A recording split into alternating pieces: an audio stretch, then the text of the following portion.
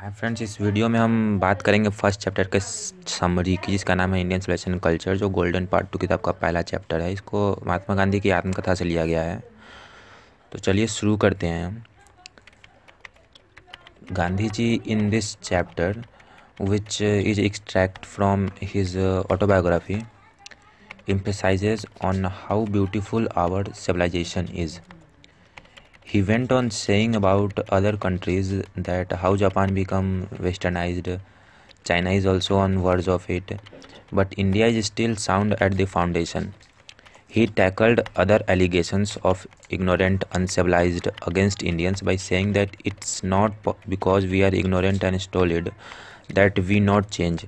It's the fact that we dare not change. Many thrust their advices on us, but as we have full faith in our civilization, we remains unchanged and our glory remains same unlike others. पाठ में, जो कि उनकी आत्मकथा से ली गई है, इसमें उन्होंने भारतीय सभ्यता की खूबसूरती पर प्रकाश डाला है। दूसरे देशों का उदाहरण देते हुए उन्होंने कहा कि जैसे जापान पश्चिमी सभ्यता के अधीन हो गया, चीन भी उसको अपनाने के कगार पे है, लेकिन इतने वर्ष बाद भी भारत अपने आधार पर अड़ी है, मतलब अपनी सभ्यता को अपनाया हुआ है।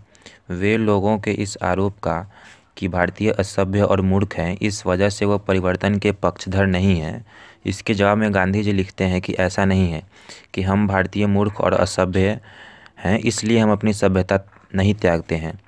लोग हम पे अपनी सलाह थोपते हैं। चूँकि हमें अपनी सभ्यता पे विश्वास है, इसलिए आज तक हमें पश्चिमी सभ्यता आकर्षित करने में विफल रही। यही वजह है कि हमारी सभ्यता की महिमा आज तक बनी हुई है।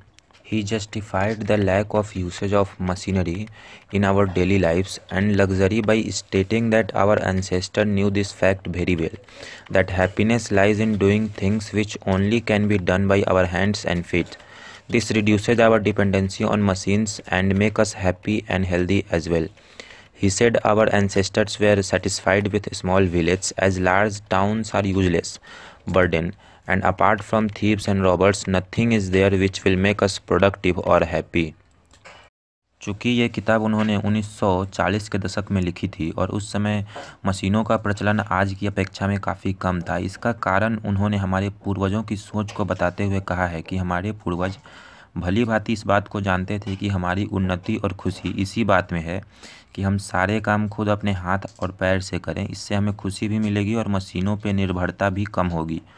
उन्होंने बड़े शहरों के अस्तित्व को लेकर सवाल उठाते हुए कहा है कि वेश्यावृत्ति, चोर उचक्के के अलावा बड़े शहरों में कुछ भी मौजूद नहीं है और इसलिए ये शहर बेकार के बोझ हैं तथा इसीलिए हमारे पूर्वज छोटे गांवों से संतुष्ट थे और गांव में रहना पसंद करते थे।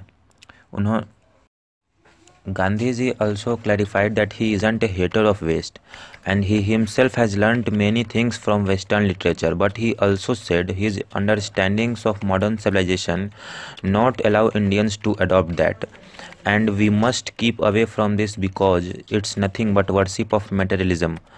There's no space of values and relations in modern civilization. It is an infinite multiplicity of human wants, and this is what our civilization put strict restrictions on.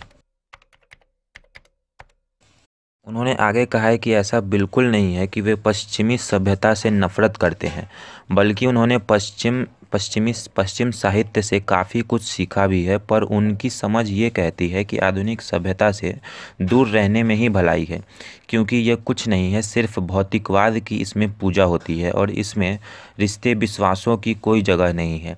ये मानव इच्छाओं की अनंत गुणक की पूर्ति करता है, जो कि हमारी सभ्यता साफ साफ मना करती है। Advancement and numerous inventions made modern civilisation are too attractive to resist, but our victory lies in the resistance and we have much more discoveries in things of religion rather than in material. Spirit of soul is one of them. This civilization is obviously good for European, but it will ruin for India if we copy it. आधुनिक सभ्यता की उन्नति और अनंत लुभावने आविष्कार से खुद को दूर रख पाना वाकई में मुश्किल भरा कार्य है, लेकिन हमारी जीत उससे दूरी बनाए रखने में ही है। हमारे पास धर्म के क्षेत्र में आत्मा से संबंधित इतने खोज हैं कि बजाय कि वस्तुओं के, ये सभ्यता गोरों के लिए बिल्कुल ठीक है, पर अगर हमने इसे अपनाया तो ये हमें बर्बाद कर देगा। अब इस चैनल को सब्सक्राइब कर लीजिए ताकि आगे के समरी आपको का नोटिफिकेशन मिले और आप आगे की चैप्टर्स के समरी को देख सकें। धन्यवाद।